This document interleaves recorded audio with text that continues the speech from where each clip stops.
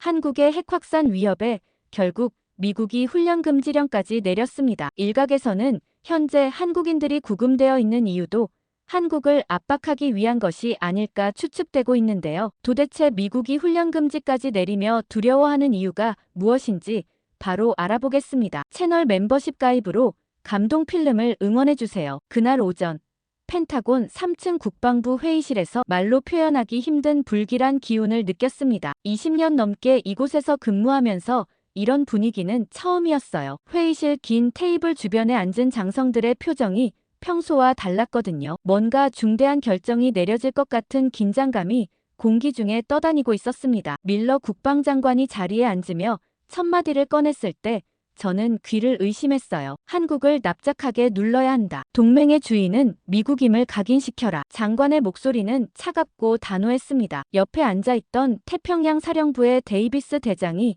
고개를 끄덕이며 말했어요. 지금까지 너무 관대했습니다. 한국이 우리 말을 안 듣는 이유가 거기 있어요. 저는 속으로 깜짝 놀랐습니다. 데이비스 대장은 평소 한미동맹을 중시하는 인물로 알려져 있었거든요. 그런 분이 이런 말을 하다니 정말 의외였어요. 회의가 진행되면서 분위기는 더욱 경직됐습니다. 합참의장인 윌리엄스 대장이 구체적인 방안을 제시했어요. 주한미군 훈련을 전면 중단하겠다는 내용이었습니다. 한미연합훈련도 독립적인 미군 훈련도 모두 중단하겠다는 거였어요. 저는 이 말을 듣고 정말 충격을 받았습니다. 훈련 중단이 얼마나 심각한 의미인지 아는 사람이라면 절대 쉽게 꺼낼 수 있는 말이 아니었거든요. 동북아 담당 국장인 제가 조심스럽게 손을 들고 말했어요. 장관님, 훈련 중단은 한국 측의 강한 반발을 불러일으킬 수 있습니다. 신중하게 접근해야 하지 않을까요? 하지만 밀러 장관의 반응은 예상과 달랐습니다. 그게 목적이야, 콜린스. 반발이 있어야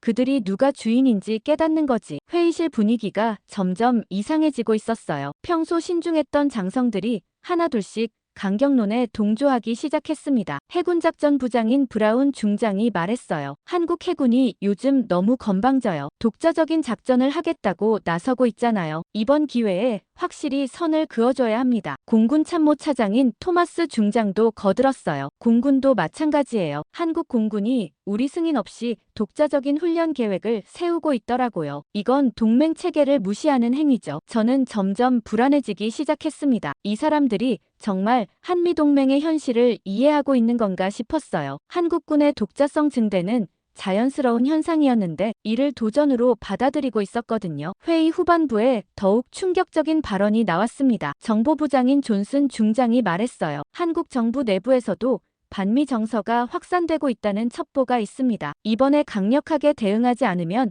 통제 불가능한 상황이 될 수도 있어요. 밀러 장관이 고개를 끄덕이며 결정적인 말을 했습니다. 좋아. 그럼 오늘부로 주한미군 훈련 전면 금지를 공식 결정하자. 한국 측에는 내일 오전에 통보하고 회의실 안이 순간 조용해졌어요. 저는 이게 정말 현실인지 믿을 수 없었습니다. 30년간 유지해온 한미동맹의 근간을 하루아침에 흔들어버리는 결정이었거든요. 그런데 아무도 반대 의견을 내지 않았어요. 모두들 이미 결정된 사안인 것처럼 받아들이고 있었습니다. 회의가 끝나고 제 사무실로 돌아왔을 때 비서가 봉투 하나를 건네줬어요. 긴급 내부 문서라고 하더군요. 봉투를 뜯고 내용을 확인하는 순간 저는 정말 경악했습니다. 주한미군 훈련 전면 금지라는 제목 아래 구체적인 지침들이 나열되어 있었어요. 한미연합훈련 즉시 중단과 미군 독자 훈련 전면 금지 그리고 한국군과의 모든 합동활동 중단이라는 내용이었습니다. 더 놀라운 건 이 문서가 이미 각 부대의 하달 준비가 완료되어 있다는 점이었어요. 오늘 회의는 형식적인 절차에 불과했던 거죠. 제 책상 위에는 지난주부터 준비해온 한미연합훈련 계획서가 놓여 있었습니다. 3개월간 공들여 작성한 240페이지 분량의 상세한 계획서였어요. 이제 이 모든 게 무용지물이 되었습니다. 그 다음날 오전 11시 20분 제 직통전화가 울렸습니다. 발신자를 확인해보니 주한미군 부사령관인 마크 존슨 준장이었어요. 평소에도 자주 연락을 주고받는 사이였지만 이번엔 목소리 톤이 완전히 달랐습니다. 콜린스, 여긴 곧 큰일 날 겁니다. 한국 측은 이미 폭발 직전이에요. 존슨의 목소리에는 절망감이 묻어 있었어요. 저는 급하게 물었습니다. 어떻게 알았어요? 아직 공식 통보도 안 했는데요. 존슨이 쓴웃음을 지으며 답했어요. 콜린스, 이런 일이 비밀로 유지될 거라고 정말 생각했나요? 한국 정보기관이 바보가 아니라고요. 어제 저녁부터 난리가 났어요. 한국 합참에서는 긴급회의가 열렸고 국방부는 완전히 발칵 뒤집혔다고 하더군요. 저는 이 말을 듣고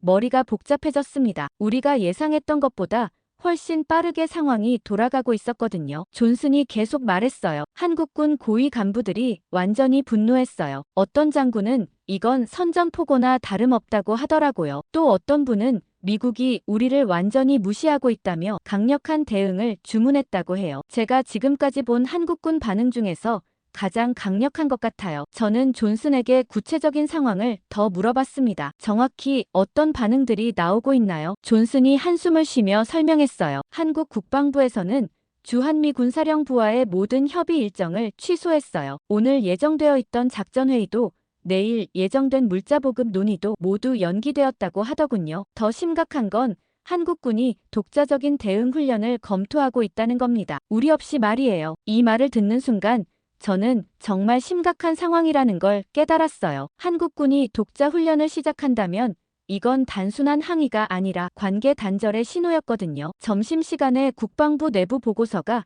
제 책상에 올라왔습니다. 한국 정부의 공식 반응이 담긴 문서였어요. 내용을 읽으면서 저는 점점 더 불안해졌습니다. 한국 외교부는 이번 결정에 대해 깊은 유감을 표명한다고 했어요. 그리고 한미동맹의 기본 정신에 어긋나는 일방적 조치라고 강하게 비판했습니다. 더 놀라운 건 한국 국방부의 반응이었어요. 필요시 독자적 방위태세 강화를 검토하겠다는 내용이 들어있었거든요. 이건 사실상 미군과의 협력 중단을 시사하는 거였어요. 보고서 마지막 부분에는 한국 언론의 반응도 정리되어 있었습니다. 주요 신문들은 모두 일면 톱 기사로 이 소식을 다뤘고 사설에서는 미국의 패권주의를 강력히 비판하고 있었어요. 특히 보수 언론까지도 이번만큼은 미국을 비판하는 논조를 보이고 있다는 점이 주목할 만했습니다. 평소 친미적이었던 매체들조차 이번엔 다른 반응을 보이고 있었거든요. 오후 2시경에 펜타곤 회의실에서 긴급 브리핑이 열렸습니다. 밀러 장관이 직접 참석했어요. 회의실에는 어제와 같은 장성들이 모여 있었는데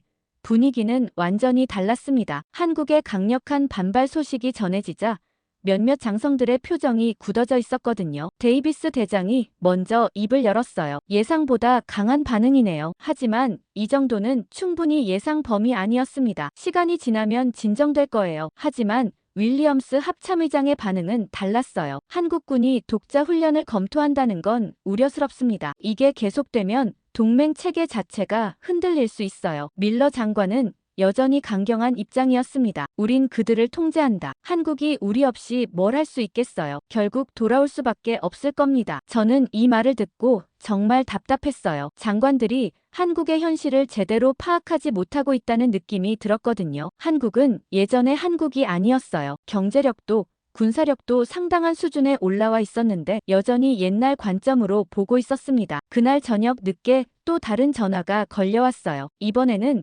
한국 국방부에서 근무하는 미군 연락장교인 데이빗 리 대령이었습니다. 리 대령은 한국계 미국인으로 한국 상황을 누구보다 잘 아는 사람이었어요. 콜린스 국장님, 정말 큰일입니다. 한국 측 반응이 예상을 완전히 뛰어넘었어요. 리 대령의 목소리는 긴장으로 떨리고 있었습니다. 오늘 한국 국방부 고위급 회의에서 나온 이야기를 들어보니 이건 단순한 항의가 아니에요. 진짜 관계 재정립을 고려하고 있는 것 같습니다. 저는 더 구체적인 내용을 물어봤어요. 리 대령이 조심스럽게 말했습니다. 한국군이 미군과의 모든 협력 활동을 재검토하기로 했대요. 정보 공유도, 물자 지원도, 심지어 기지 사용 협정까지도 다시 논의하겠다고 하더군요. 이건 정말 심각한 신호예요. 제가 지금까지 경험한 한국 측 반응 중에서 가장 강력한 것 같아요. 저는 그 순간 불길한 예감이 현실이 되고 있다는 걸 느꼈습니다. 우리가 예상했던 순순한 굴복이 아니라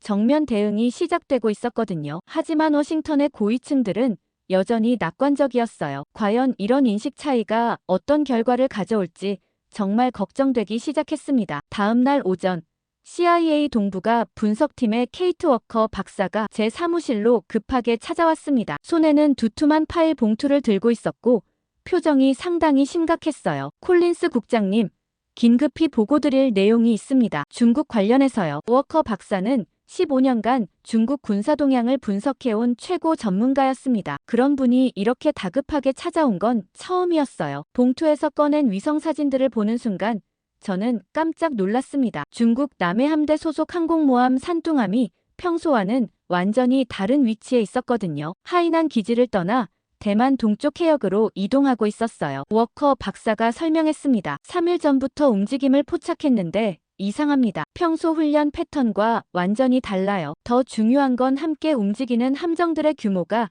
예상보다 크다는 점입니다. 저는 다른 사진들도 자세히 살펴봤어요. 중국 공군 기지들의 모습도 평상시와 달랐습니다. 전투기들이 활주로에 대기하고 있었고 연료차와 무기 적재차들이 분주하게 움직이고 있었어요. 이런 장면은 보통 대규모 작전 준비 때나 볼 수 있는 거였습니다. 워커 박사가 더 충격적인 정보를 공개했어요. NSA에서 포착한 중국군 내부 통신을 일부 해독했는데 기회라는 단어가 반복적으로 나타난답니다. 그리고 한반도 상황과 관련된 것으로 보이는 암호명들도 발견됐다고 하더군요. 저는 급하게 이 정보를 상급자들에게 보고해야겠다고 생각했어요. 하지만 워커 박사가 제 팔을 붙잡으며 말했습니다. 국장님, 조심하세요. 지금 위층 분위기로는 이런 분석을 받아들이지 않을 가능성이 높아요. 중국이 설마 움직이겠냐는 반응만 나올 겁니다. 실제로 오전 10시에 열린 정보 브리핑에서 제가 이 내용을 보고했을 때 반응은 예상대로였어요. 데이비스 대장이 코웃음을 치며 말했습니다. 중국이요? 감히요? 절대 못 움직여요. 시진핑이 그렇게 무모하지는 않을 겁니다. 브라운 중장도 거들었어요. 중국은 아직 우리와 정면 대결할 준비가 안 되어 있어요. 그냥 평상시 훈련일 가능성이 높습니다. 하지만 저는 계속 불안한 마음을 떨칠 수 없었어요. 워커 박사가 보여준 자료들이 너무 구체적이고 일관성이 있었거든요. 점심시간에 다시 워커 박사를 만나서 추가 정보를 요청했습니다. 혹시 더 확실한 증거는 없을까요? 워커 박사가 조심스럽게 또 다른 파일을 꺼냈어요. 중국의 사이버 공격 활동도 급증했습니다. 특히 우리 태평양 지역 기지들을 겨냥한 해킹 시도가 지난 이틀간 300% 증가했어요. 이건 명백히 정찰 활동이에요. 오후 브리핑에서 저는 다시 한번 경고했습니다. 북한보다 중국이 움직일 가능성이 높습니다. 지금 우리가 한국과의 관계를 악화시키고 있는 이 시점이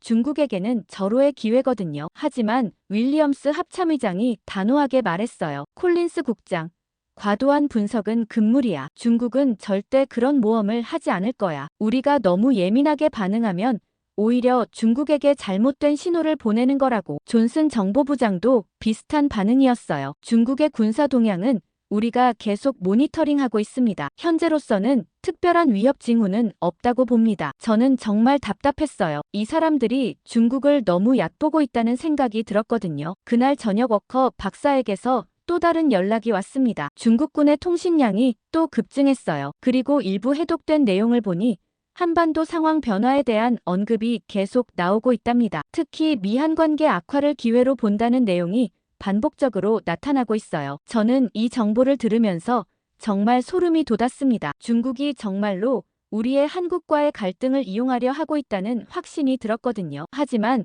상급자들을 설득할 수 있을 만한 결정적 증거는 아직 부족했어요. 그날 밤 집에 돌아가면서 저는 계속 생각했습니다. 과연 중국이 정말로 움직일까요? 아니면 우리가 너무 과민 반응하고 있는 걸까요? 하지만 워커 박사의 분석은 너무 정확했고 중국의 행동 패턴도 평상시와는 확실히 달랐어요. 아니나 다를까 그날 펜타곤 최고층 회의실에서 열린 고위급 전략회의는 제가 지금까지 참석한 회의 중 가장 중대한 회의였어요. 밀러 국방장관을 비롯해 국무부 동아시아 담당 차관보, 백악관, 국가안보회의 아시아 담당 선임국장까지 참석했거든요. 회의 시작과 함께 밀러 장관이 던진 첫 마디는 정말 예상 밖이었어요. 동북아 전략을 근본적으로 재검토할 때가 왔습니다. 한국 중심에서 일본 중심으로 축을 옮겨야 해요. 국무부 차관보인 로버트 헤인즈가 고개를 끄덕이며 말했습니다. 한국의 최근 태도를 보면 더 이상 신뢰할 수 있는 파트너가 아니라는 게 분명해졌어요. 일본이야말로 진정한 동맹국입니다. 저는 이 말을 듣고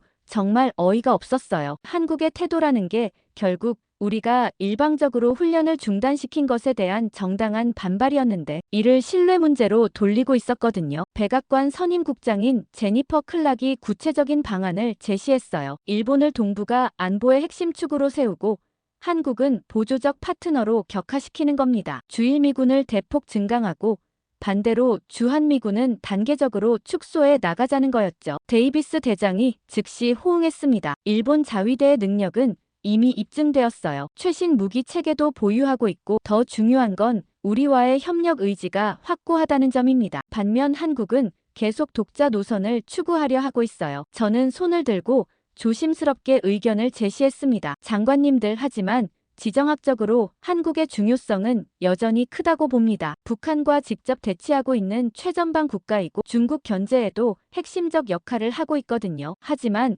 윌리엄스 합참의장의 반응은 차가웠어요. 콜린스 국장, 그런 관점은 이미 낡은 것 같아. 한국이 계속 우리 말을 듣지 않는다면 지정학적 가치도 의미가 없어. 차라리 협력적인 일본과 더 긴밀하게 협력하는 게 낫지. 브라운 중장이 더 구체적인 계획을 설명했어요. 일본 요코스카 기지를 대폭 확장하고 오키나와 기지에는 최신 전투기 편대를 추가 배치하겠다는 내용이었습니다. 그리고 한일 공동훈련을 대폭 늘려서 한국을 거치지 않는 새로운 안보 체계를 구축하겠다고 했어요. 회의실 분위기는 이미 결정된 사안을 확인하는 정도였습니다. 모든 고위층들이 일본 중심 재편에 동의하고 있었거든요. 존슨 정보부장이 말했어요. 한국에 대한 압박도 단계적으로 높여야 합니다. 훈련 중단은 시작에 불과해요. 필요하다면 더 강력한 조치도 고려해봐야 합니다. 밀러 장관이 고개를 끄덕이며 결정적인 발언을 했어요. 훈련 중단이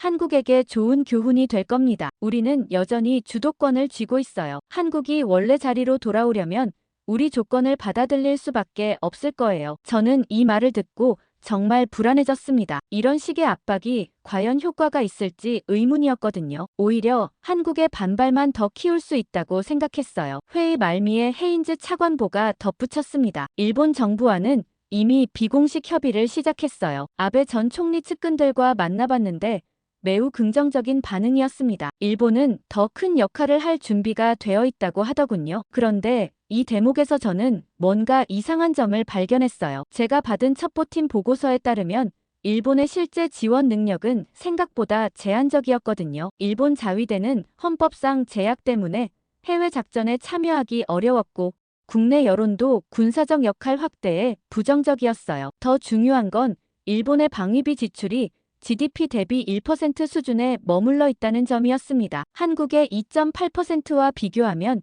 현저히 낮은 수준이었거든요. 저는 조심스럽게 이 점을 지적했습니다. 장관님들, 첩보 자료를 보면 일본의 실제 군사적 지원 능력에는 한계가 있는 것 같습니다. 헌법적 제약도 있고 방위비 지출도 상대적으로 적어요. 하지만 데이비스 대장이 단호하게 말했어요. 그런 건 시간이 해결해줄 문제야. 일본의 의지가 중요한 거지 현재 능력은 부차적인 문제라고. 윌리엄스 합참의장도 거들었어요. 일본은 이미 반격 능력 보유를 공식 결정했어. 군사적 역할도 점차 확대될 거야. 반면 한국은 계속 우리와 갈등만 빚고 있잖아. 회의가 끝난 후 제 사무실로 돌아와서 저는 깊은 고민에 빠졌습니다. 정치적 결정과 현실 사이의 괴리가 너무 컸거든요. 일본을 중심축으로 하는 새로운 전략이 과연 실효성이 있을지 정말 의문이었어요. 더욱이 한국과의 관계가 악화되면 중국이 이를 어떻게 이용할지도 걱정이었습니다. 그날 저녁 워커 박사에게서 연락이 왔어요. 중국의 움직임이 더욱 활발해지고 있다고 하더군요. 특히 우리의 일본 중심 재편 움직임을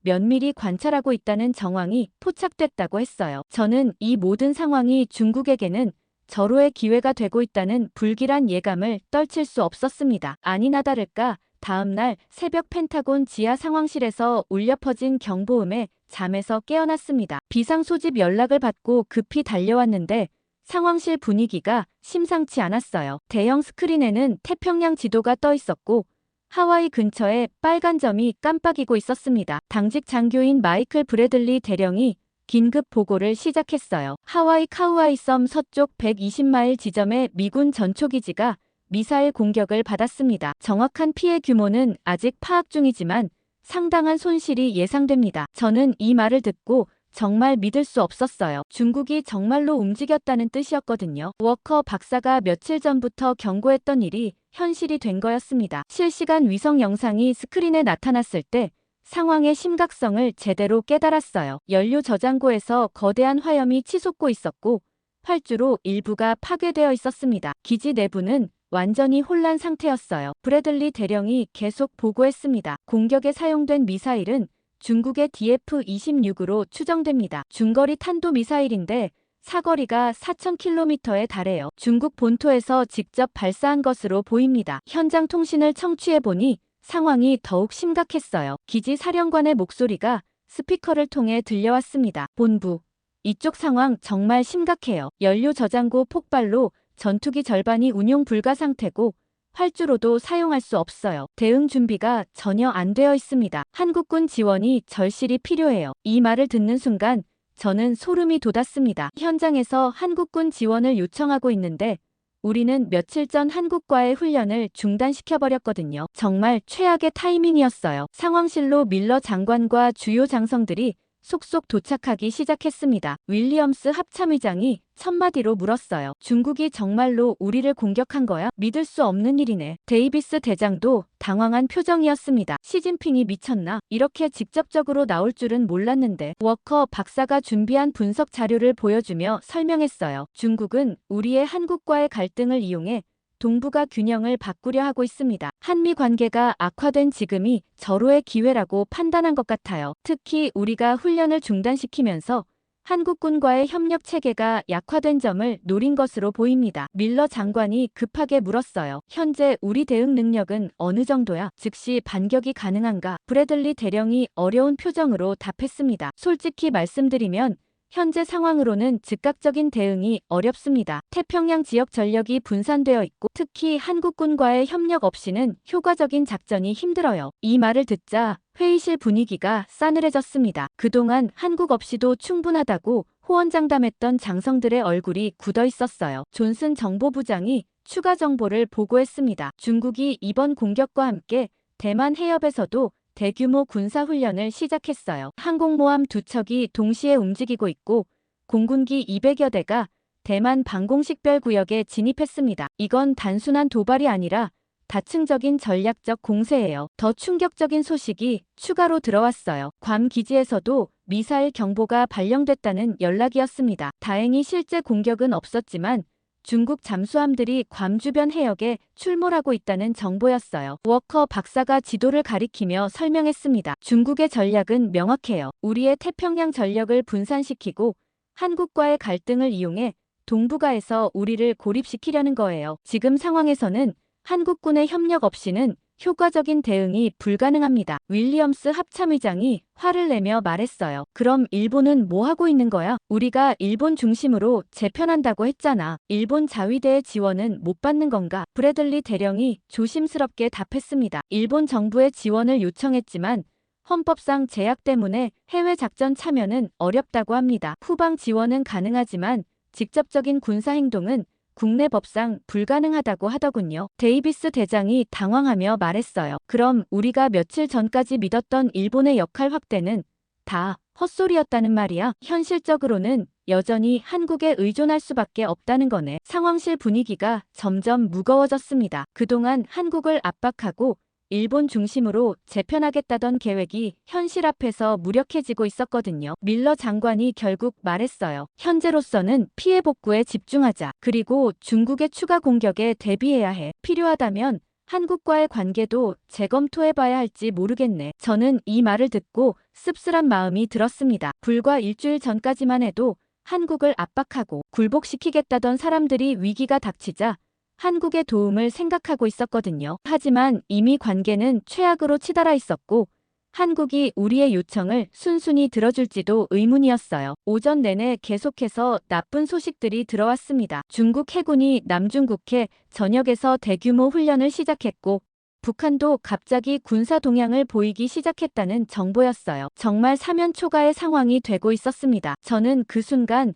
워커 박사가 며칠 전 했던 말이 떠올랐어요. 중국이 우리의 한국과의 갈등을 기회로 본다고 했던 그 말이 정확히 맞아떨어지고 있었습니다. 오후 3시 20분 펜타곤 화상회의실에서 열린 태평양 전국 긴급 지휘관 회의에서 하와이 공격 소식이 전해졌습니다. 평소 냉정하고 자신감 넘치던 군 지휘관들이 이렇게 당황한 모습은 처음 봤습니다. 주한미군 사령관인 로버트 에이브럼스 대장이 첫 번째로 발언했는데 목소리가 떨리고 있었어요. 지금 상황에서 솔직히 말씀드리겠습니다. 훈련이 없는 상태에서 우리는 전혀 준비가 안 되어 있어요. 한국군과의 협력 없이는 중국의 추가 공격에 대응할 수 없습니다. 당장 한국군과 협력해야 합니다. 에이브럼스 대장은 평소 신중한 성격으로 유명했는데 이렇게 다급하게 말하는 건 처음이었어요. 괌 기지 사령관인 윌리엄 토레스 준장도 거들었습니다. 괌 기지도 마찬가지입니다. 중국 잠수함들이 우리 주변을 돌아다니고 있는데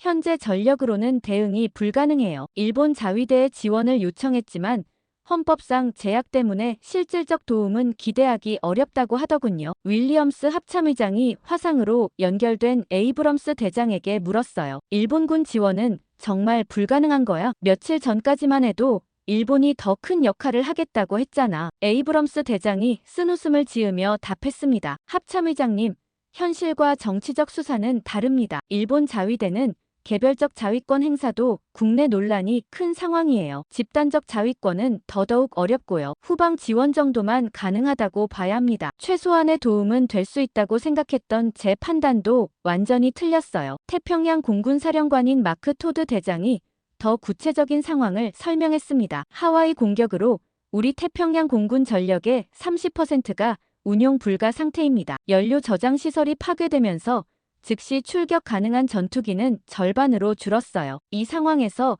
중국이 추가 공격을 감행한다면 버텨낼 자신이 없습니다. 데이비스 대장이 급하게 물었어요. 그럼 일본 기지에서 출격하는 건 어떤가? 오키나와나 요코스카에서 지원을 받을 수 있지 않나? 토드 대장이 고개를 저었습니다. 일본 기지들의 연료와 무기 저장량도 제한적이에요. 무엇보다 일본 정부가 자국 기지에서의 공격작전 출격을 허용할지 의문입니다. 평화헌법 위반 논란이 클 거거든요. 회의실 분위기가 점점 절망적으로 변해가고 있었어요. 태평양 함대 사령관인 세뮤얼 파파로 제독이 해군 상황을 보고했습니다. 해군도 마찬가지입니다. 중국 해군이 남중국해 전역에서 움직이고 있는데 우리 함정만으로는 대응이 벅차요. 한국 해군의 이지스함들과 협력해야 균형을 맞출 수 있습니다. 특히 중국 잠수함 위협에 대해서는 한국의 최신 잠수함들이 필수적이에요. 밀러 장관이 답답한 표정으로 물었어요. 그럼 우리가 지난주까지 준비했던 일본 중심 제표는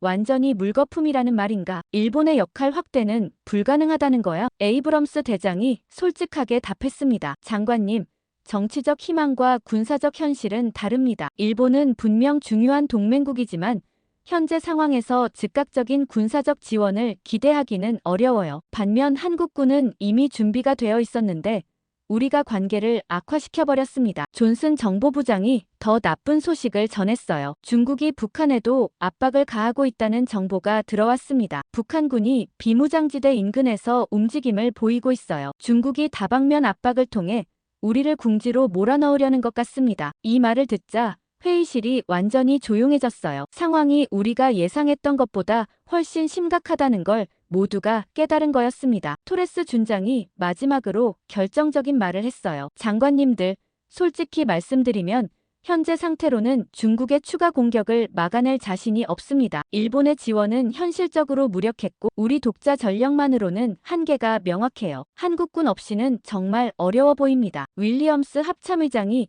마침내 인정할 수밖에 없다는 표정으로 말했어요. 그럼 결국 한국과의 관계를 회복해야 한다는 말인가? 하지만 지금 한국 정부가 우리 요청을 들어줄까? 우리가 일주일 전에 훈련을 중단시켜놓고 이제 와서 도움을 요청한다고? 에이브럼스 대장이 어려운 표정으로 답했습니다. 솔직히 한국 측 분위기는 최악이에요. 우리에 대한 실망감과 분노가 극에 달해 있습니다. 지금 상황에서 협력을 요청하기가 매우 어려울 것 같아요. 회의가 끝날 무렵 모든 참석자들의 얼굴이 어두워져 있었어요. 그동안 한국 없이도 충분하다고 일본 중심으로 재편하면 된다고 호언장담했던 모든 계획이 현실 앞에서 무너지고 있었거든요. 밀러 장관이 마지막으로 말했어요. 오늘 회의 내용은 극비로 처리하자. 그리고 한국과의 관계 회복 방안을 시급히 검토해봐야겠어. 지금 상황에서는 자존심을 내세울 때가 아닌 것 같네. 저는 회의가 끝난 후 복잡한 심정이었어요. 한편으로는 현실을 인정하게 되어 다행이었지만 다른 한편으로는 이미 관계가 돌이키기 어려울 정도로 악화된 게 아닌가 하는 걱정이 들었거든요. 괌과 마셜제도 기지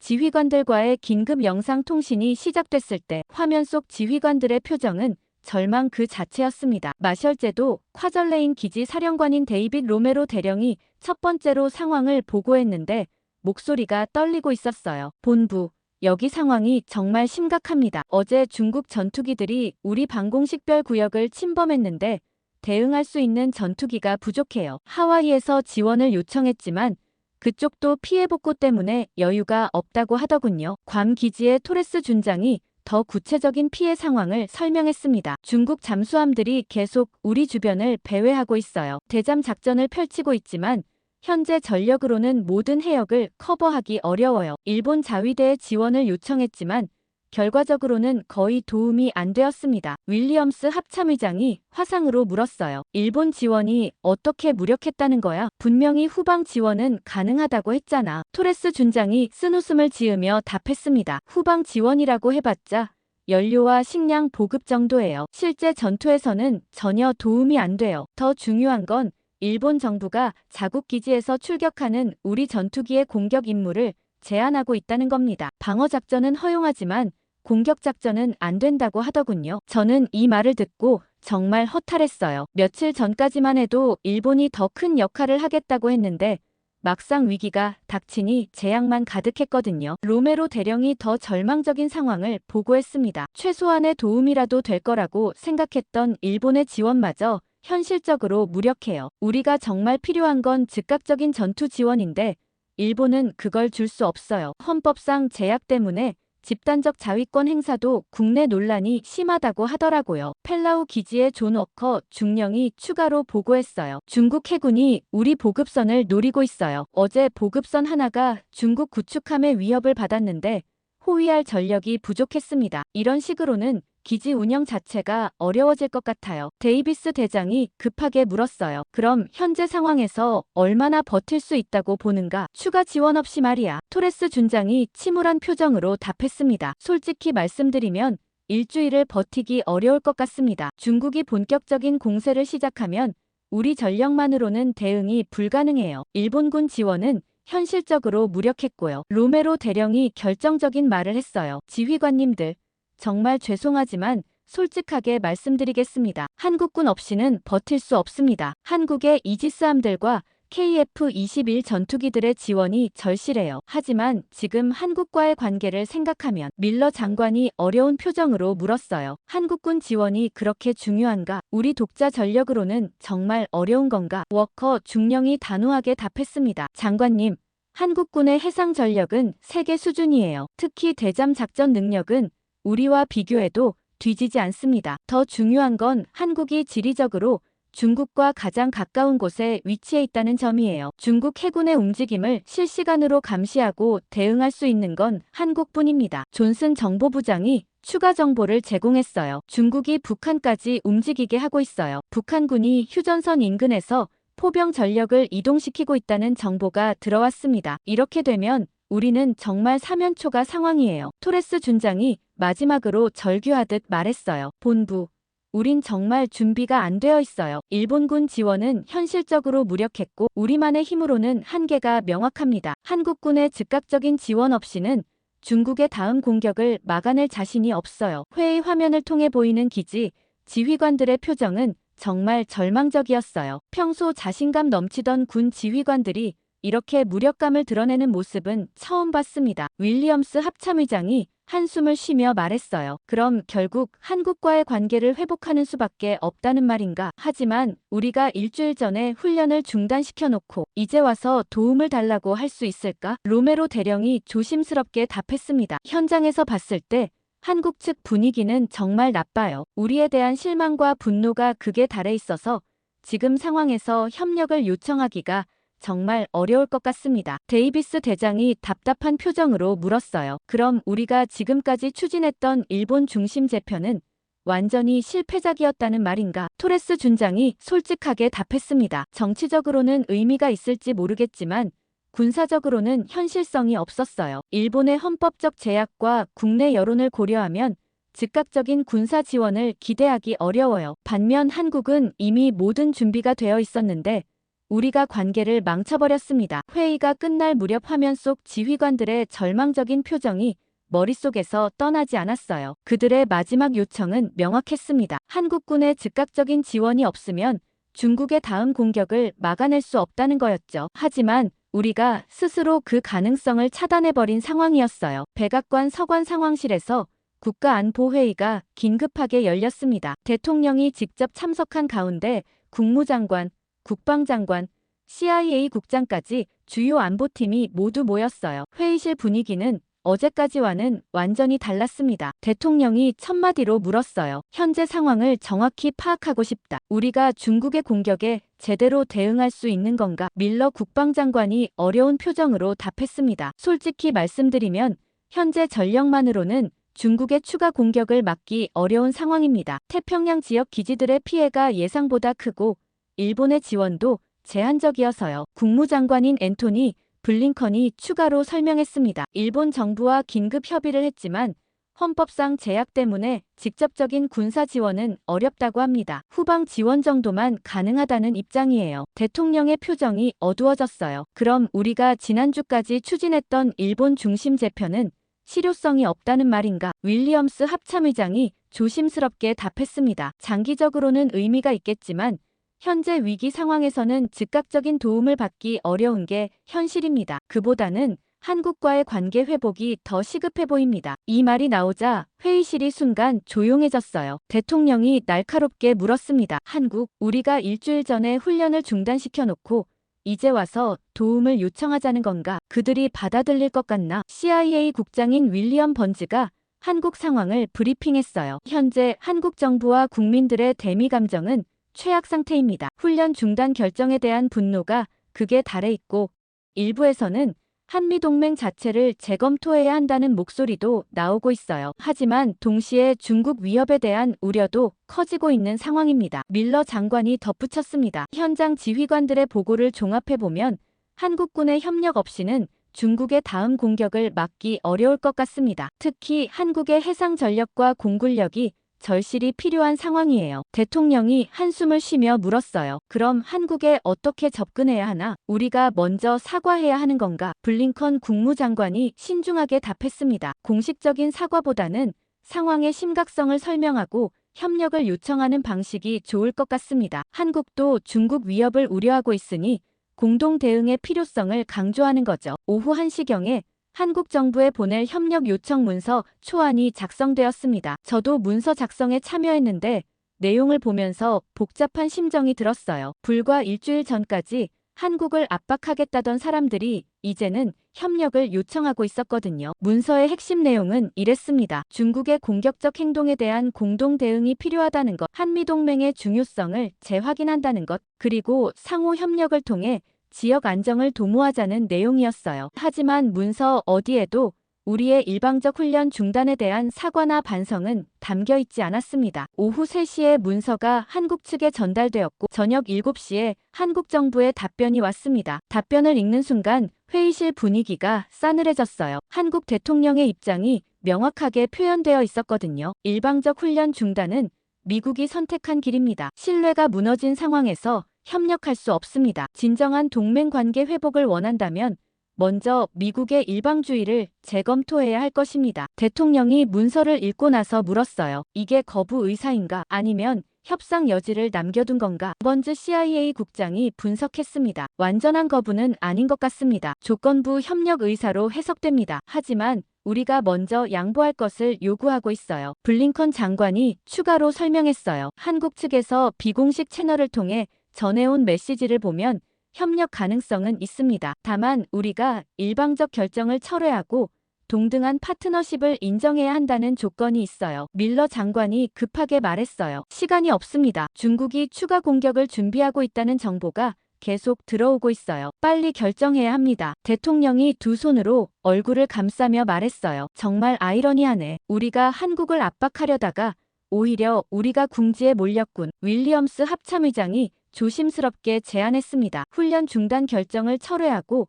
한국과의 관계를 원점으로 되돌리는 게 어떨까요? 자존심은 상할지 모르지만 현실적으로는 그게 최선인 것 같습니다. 회의 말미에 대통령이 결정을 내렸어요. 한국과의 협력이 절실한 상황이라면 우리도 양보할 것은 양보해야 하겠네. 국무부에서 한국 측과 긴급 협의를 시작하라. 그날 밤 늦게까지 국무부와 한국 외교부 간의 긴급 협의가 계속되었습니다. 저도 협의 과정에 참여했는데 한국 측의 요구가 생각보다 구체적이고 강했어요. 단순히 훈련 재개만이 아니라 앞으로의 모든 군사 결정을 공동으로 논의하자는 것, 그리고 한국을 동등한 파트너로 인정하라는 조건들이었습니다. 자정이 넘어서야 양측이 기본 합의에 도달했어요. 미국은 일방적 훈련 중단 결정을 철회하고 한국은 중국 위협에 대한 공동 대응에 참여하기로 했습니다. 하지만 세부 조건들은 여전히 협의가 필요한 상태였어요. 집에 돌아가는 길에 저는 복잡한 심정이었습니다. 결과적으로는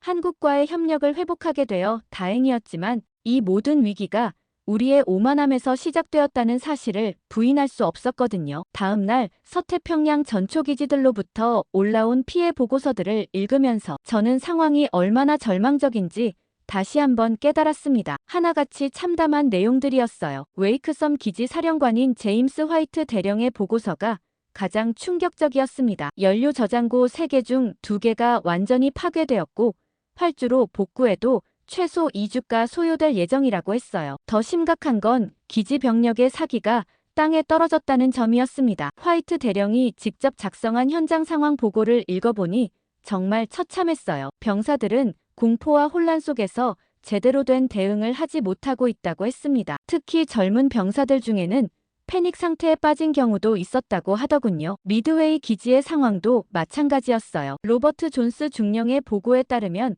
전투기 출격률이 평소의 절반 수준으로 떨어졌고 레이더 시설 일부가 파괴되면서 조기 경보 능력에도 문제가 생겼다고 했습니다. 가장 우려스러운 부분은 병력 배치였어요. 중국의 추가 공격에 대비해 모든 인력을 방어 태세에 투입했지만 그마저도 부족한 상황이라고 했어요. 존스 중령이 보고서 마지막에 쓴 문장이 특히 인상적이었습니다. 현재 전력으로는 중국의 본격적인 공세를 막아낼 자신이 없다. 긴급한 지원이 필요하다. 펠라우 기지의 워커 중령으로부터는 더 절망적인 소식이 들어왔어요. 중국 해군이 기지 주변 해역을 봉쇄하기 시작했다는 내용이었습니다. 보급선들이 중국 군함들의 위협 때문에 접근을 꺼리고 있고 이대로 가면 일주일 내에 연료와 식량이 바닥날 것이라고 했어요. 워커 중령의 보고서에는 병사들의 실제 목소리도 담겨 있었습니다. 한 상병이 말했다고 하더군요. 우리가 여기서 뭘 하고 있는 건지 모르겠어요. 본토에서는 도움이 오지 않고 중국군은 계속 압박해오고 있고요. 정말 무섭습니다. 또 다른 병사는 이렇게 말했다고 해요. 가족들에게 편지를 썼는데 보낼 수나 있을지 모르겠어요. 중국군이 우리를 완전히 포위한 것 같거든요. 이런 내용들을 읽으면서 저는 가슴이 아팠습니다. 이 모든 상황이 우리의 잘못된 판단에서 시작되었다는 생각이 들었거든요. 오전 9시에 열린 국방부 긴급 브리핑에서 밀러 장관이 직접 현장 상황을 점검했어요. 각 기지별 피해 현황을 하나하나 검토하면서 장관의 표정이 점점 어두워지고 있었습니다. 연료 저장고 파괴율 60%, 전투기 운용률 40% 감소, 병력 사기 최저 수준이라는 수치들이 나열될 때마다 회의실 분위기가 더욱 무거워졌어요. 윌리엄스 합참의장이 질문했습니다. 현재 상태에서 중국의 추가 공격을 막아낼 수 있는 가능성은 얼마나 되나? 브래들리 대령이 솔직하게 답했어요. 솔직히 말씀드리면 30% 정도라고 봅니다. 현재 전력과 사기로는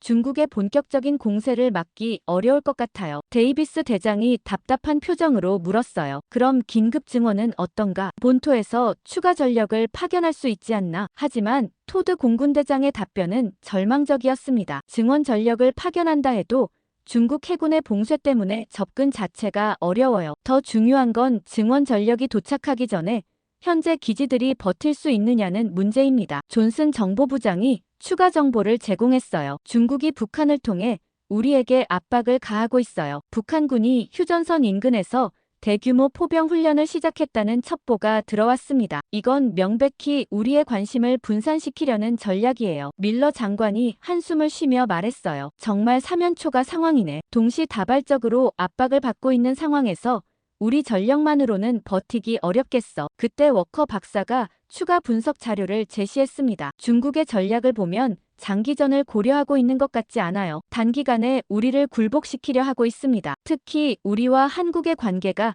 악화된 이 시점을 최대한 활용하려는 의도가 명확해 보여요. 오후에 각 기지 지휘관들과의 화상회의가 있었는데 화면 속 지휘관들의 표정은 정말 절망적이었어요. 화이트 대령이 말했습니다. 병사들이 계속 본토 상황을 묻고 있어요. 언제 지원이 올 것인지, 가족들은 안전한지 계속 걱정하고 있습니다. 사기를 유지하기가 점점 어려워지고 있어요. 존스 중령도 비슷한 보고를 했어요. 어제 한 병사가 말하더군요. 우리가 여기서 죽으면 가족들이 알기나 할까요? 라고요. 정말 가슴이 아팠습니다. 이런 상황에서 병사들에게 희망을 주기가 어려워요. 워커 중령의 보고가 가장 절망적이었어요. 중국 해군의 봉쇄가 점점 강화되고 있어요. 어제는 의료진이 탄 헬기까지 위협을 받았습니다. 이대로 가면 정말 고립될 것 같아요. 회의가 끝난 후 저는 이 모든 보고서들을 다시 정리하면서 한 가지 결론에 도달했어요. 더 이상 미국 혼자서는 이 위기를 해결할 수 없다는 것이었습니다. 현장의 절규가 너무나 생생했고 병사들의 절망감이 고스란히 전해져 왔거든요. 그날 저녁집에서 화이트 대령이 보낸 개인적인 메시지를 받았어요. 국장님, 정말 솔직하게 말씀드리면 우리는 버틸 수 없을 것 같아요. 병사들의 눈빛이 달라졌어요. 공포와 절망이 섞여 있습니다. 빨리 도움이 오지 않으면 정말 큰일 날 것 같습니다. 저는 이 메시지를 읽으면서 정말 마음이 아팠습니다. 우리의 오만한 결정이 이런 결과를 가져왔다는 사실을 부인할 수 없었거든요. 한국과의 관계 회복이 얼마나 시급한지 다시 한번 절감했어요. 다음 날 백악관 상황실로 긴급 호출이 들어왔습니다. 대통령이 들어오자마자 던진 첫 질문이 모든 것을 말해주고 있었어요. 솔직하게 말해보자. 우리가 지금 이길 수 있는 전쟁을 하고 있는 건가? 밀러 국방장관이 어려운 표정으로 답했습니다. 대통령님, 현재 상황으로는 솔직히 말씀드리기 어렵습니다. 태평양 지역 기지들의 피해가 예상보다 심각하고 중국의 압박이 계속되고 있어서요. 블링컨 국무장관이 추가로 보고했어요. 유럽 동맹국들도 우려를 표명하고 있습니다. 나토 회원국들은 지원 의사를 밝혔지만 태평양 지역까지는 즉각적인 도움이 어렵다는 입장이에요. 결국 이 지역 동맹국들의 협력이 필수적인 상황입니다. 대통령이 직접적으로 물었어요. 이 지역 동맹국이라는 게 결국 한국을 말하는 거지. 일본은 여전히 제약이 많고 윌리엄스 합참의장이 고개를 끄덕였습니다. 그렇습니다. 일본은 후방 지원은 가능하지만 직접적인 전투 참여는 헌법상 어려워요. 반면 한국은 이미 모든 준비가 되어 있는 상태입니다. 문제는 우리가 관계를 악화시켜 놓은 상황이라는 점이죠. CIA 국장이 한국 상황을 브리핑했습니다. 한국 내 여론은 복잡해요. 반미 감정이 높아진 것은 사실이지만 동시에 중국 위협에 대한 우려도 커지고 있습니다. 정부 차원에서는 조건부 협력 의사를 보이고 있어요. 대통령이 모니터에 떠 있는 태평양 지도를 바라보며 말했어요. 정말 아이러니하군. 우리가 한국을 압박하려다가 오히려 우리가 한국의 도움이 절실한 상황이 되었네. 저는 이 순간을 기다렸다는 듯이 차분하게 말했습니다. 대통령님, 현실적으로 보면 우리가 무시한 한국이 이 위기를 해결할 열쇠입니다. 한국 없이는 중국의 압박을 막아내기 어려워요. 지금까지의 분석 결과를 종합해보면 그게 명확합니다. 밀러 장관이 구체적인 수치를 제시했어요. 한국의 해군력은 세계 6위 수준이고 특히 이지스함과 잠수함 전력은 중국 견제에 핵심적 역할을 할 수 있어요. 공군력도 KF-21 전투기를 중심으로 상당한 수준에 올라와 있고요. 대통령이 한숨을 쉬며 물었어요. 한국 측 조건은 뭔가? 우리가 무엇을 양보해야 하는 건가? 블링컨 장관이 어젯밤 협의 결과를 보고했습니다. 첫째, 일방적 훈련 중단 결정 철회. 둘째, 앞으로 모든 중요한 군사 결정을 공동 협의로 진행. 셋째, 한국을 진정한 동반자로 인정하는 공식 선언. 이 정도가 핵심 조건입니다. 윌리엄스 합참의장이 덧붙였어요. 군사적 관점에서 보면 합리적인 요구라고 봅니다. 사실 우리가 지난주 결정이 너무 일방적이었던 것도 사실이고요. 한국군의 능력을 고려하면 동등한 파트너십이 맞다고 생각해요. 국가안보보좌관이 시간의 촉박함을 강조했습니다. 중국이 추가 공세를 준비하고 있다는 정보가 계속 들어오고 있어요. 늦어질수록 우리에게 불리한 상황이 계속됩니다. 빠른 결정이 필요해 보입니다. 대통령이 모니터에 표시된 첩보팀 분석 자료를 살펴보며 말했어요. 한국군이 개입하면 상황이 어떻게 달라지는가? 구체적인 시나리오가 있나? 저는 준비한 자료를 제시했습니다. 한국 해군의 이지스함들이 서태평양으로 전개되면 중국 해군의 봉쇄를 상당 부분 해제할 수 있어요. 특히 한국의 잠수함들은 중국 잠수함에 대한 효과적인 대응이 가능합니다. 공군 차원에서도 KF-21이 투입되면 제공권 확보에 큰 도움이 될 거예요. 밀러 장관이 예상 결과를 설명했어요. 한국군이 본격 개입하면 전세를 역전시킬 수 있을 것으로 봅니다. 중국도 한국까지 상대하기는 부담스러울 거예요. 특히 한국이 지리적으로 중국과 가장 가까운 곳에 있다는 점이 전략적으로 중요해요. 대통령이 마침내 결정을 내렸습니다. 자존심 상할 일이지만 현실을 인정해야겠네. 한국의 조건을 받아들이자. 다만 앞으로는 이런 일이 재발하지 않도록 시스템을 정비해야겠어. 블링컨 장관이 즉시 후속 조치를 제안했어요. 한국 측에 대통령의 결정을 즉시 전달하겠습니다. 그리고 공식 성명을 통해 한미동맹의 동등한 파트너십을 재확인하는 것도 필요할 것 같아요. 윌리엄스 합참의장이 군사적 협력 재개 절차를 설명했습니다. 훈련 중단 해제는 즉시 가능하고 한국군과의 합동작전 계획도 24시간 내에 수립할 수 있어요. 다만 한국 측 준비 시간도 필요할 것 같습니다. 저는 마지막으로 덧붙였어요. 이번 위기를 통해 우리가 배운 교훈을 잊지 말아야 할 것 같습니다. 동맹은 일방적 관계가 아니라